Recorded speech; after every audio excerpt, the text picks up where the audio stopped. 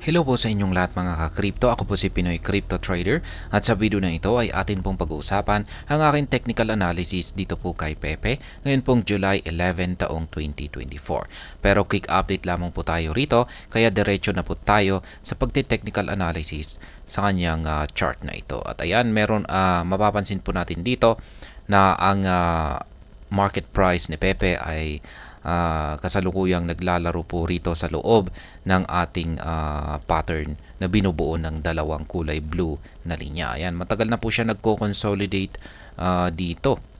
Ayan, hanggang sa kasalukuyan. Maliban po rito ay meron na rin po tayong isang triangle pattern dito kung saan sa kasalukuyan ay naglalaro ang market price ni Pepe sa loob nito.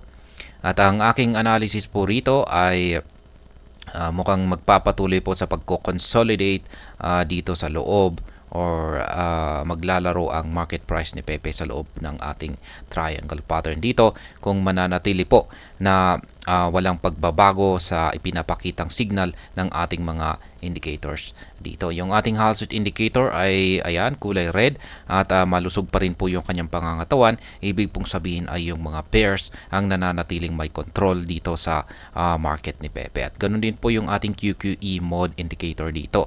Mga kulay red, sang-ayon po siya na bears ang may control dito sa market ni Pepe. Yun nga lang at lumiliit po ang mga sukat nito.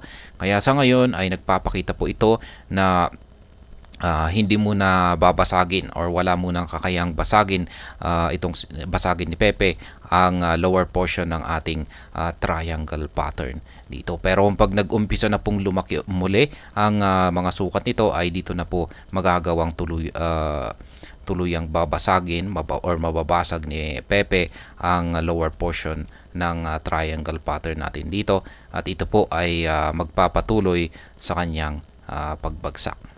Ayan, kung nangyari po yan. Pero sa ngayon ay ang nakikita ko po na magiging galaw ni Pepe sa ngayon ay ayan, magko-consolidate pa muna siya dito sa loob ng ating triangle pattern dito. At malamang kung pag-aabot na po siya rito sa pinakadulo ay posibleng dito na po siya makakaranas ng patuloy o kanyang ipagpapatuloy yung kanyang nararanasang pagbagsak. Ayan. Ayan, yan po ang aking technical analysis update sa araw na ito dito po kay Pepe. Sa mga gustong gayahin po yung aking simpleng paraan sa pagtitrade dito ay Pepe, ay ayan po, meron po akong tatlo na mga sell pending orders na nakaabang dito sa itaas kung saan ay nakatapat po sa mga resistance lines natin dito. Yung mga price level na yan ay kung saan po sila nakatapat ay dyan na rin po mismo nakaset ang mga price ng aking mga sell pending orders. At ganun din po yung ating dalawang buy pending orders dito sa ibaba kung saan ay nakatapat naman po sa mga support lines dito. Sa mga bago lamang po rito, ay check na lamang po ninyo ang description ng video na ito para malaman kung anong platform at mga indicators ang ginagamit ko dito. At hanggang dito na lamang po tayo sa video na ito mga ka-crypto. Marami pong salamat sa panonood. Ingat po tayo lagi at God bless po sa ating lahat.